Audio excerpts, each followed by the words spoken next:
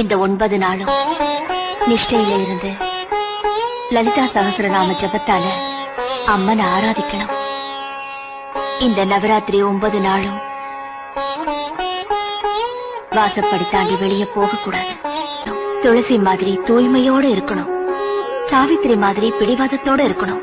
விரதம் பூர்த்தி ஆகுற வரைக்கும் இந்த 9 தீபங்களும் அணிஞ்சு போகாம கவனிச்சுக்கணும். இந்த விரதம் பலிச்சா கோடி ஜென்மத்து சௌபாகியம் இந்த ஜென்மத்துல உன்னை தீர்க்க சுமங்கலியா ஆக்கிடும். 9 நாளும் கடுந்தவம் புரிந்து அசுரனை அழித்திட அவதரித்தாள். 30 கோடி தேவர்கள் மகிழ்ந்திட மகிஷாசுரனை சம்ஹரித்தாள். ஐகிரி நந்த